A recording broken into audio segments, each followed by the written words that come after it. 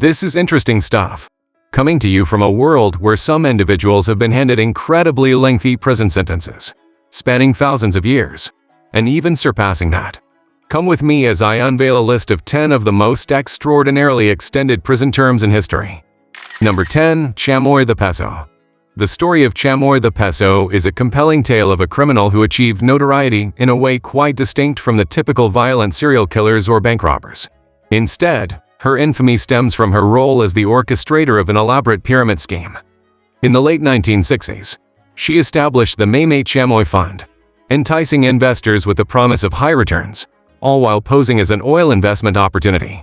This case illuminates the intricate and deceptive nature of white-collar crime, showing how Peso manipulated the trust of individuals seeking financial growth. When the pyramid scheme inevitably collapsed, it left countless victims financially devastated, underscoring the catastrophic impact of such elaborate frauds. Chamoy the Peso story serves as a stark reminder that criminals come in various forms, emphasizing the crucial need for financial literacy and vigilant investment choices in a world filled with enticing yet fraudulent opportunities. Number 9. Martin Bryant. The name Martin Bryant is forever associated with one of Australia's darkest tragedies, the Port Arthur Massacre of 1996. This act of violence resulted in the loss of many lives and inflicted injuries upon many others, in addition to other crimes committed. Although Martin Bryant was captured and subsequently convicted, the horrifying nature of the massacre prompted significant gun control reforms that continue to shape Australia's policies to this day. He is now serving 35 life sentences, a chilling reminder of the scale of his heinous actions. Number 8.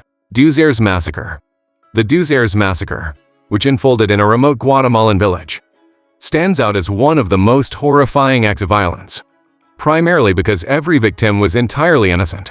Men, women, and even young children were ruthlessly rounded up and executed, their lives taken for no apparent reason other than to conserve ammunition. What makes this tragedy even more distressing is the fact that justice was delayed for an excruciating 3 decades, leaving a gaping wound in the collective memory of those who sought answers. Number 7. McLaurin and Anderson.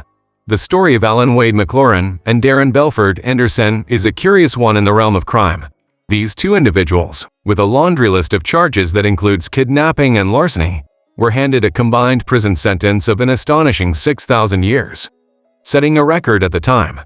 In a bizarre turn of events, later in their sentences, they chose to appeal their cases, seemingly hoping to reduce their prison time. This decision, though, raises questions about the motivations behind such a move, as even a significant reduction in their sentences would still mean spending thousands of years behind bars. Number 6. Gary Ridgway.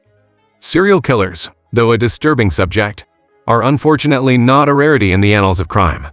Among them, Gary Ridgway, infamously known as the Green River Killer, stands out for his chilling actions.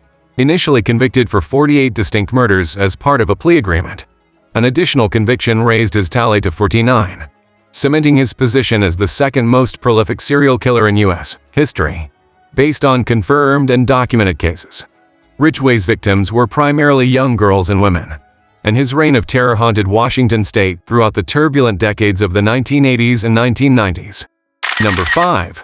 2004 Madrid train bombers.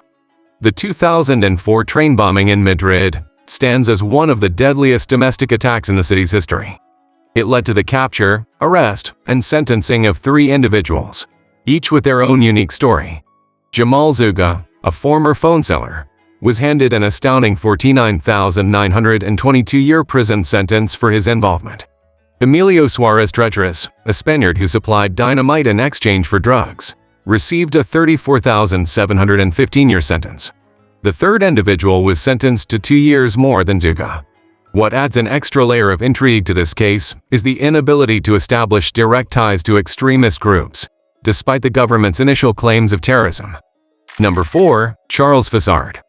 Charles Fossard's case is a unique one, not because of the length of his 71-year prison sentence, but because it brings into question the expectations placed on those serving sentences.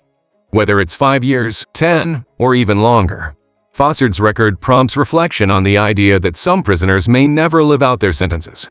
Number 3. Henry Parrott. In Spain, the ETA, a separatist group, has been responsible for numerous bombings and attacks that have plagued the Spanish people over the years. One of the members of this group, Henry Parrott, was not only associated with the ETA, but was also tied to various acts of violence, including a devastating bombing of a Spanish barracks. His involvement underscores the ongoing turmoil in the region. Number 2. Charles Scott Robinson. Without delving into graphic details, the case of Charles Scott Robinson is a distressing one. He committed multiple offenses against a young child, leading to his swift conviction in Oklahoma. The straightforward nature of the case resulted in a guilty verdict in just 35 minutes.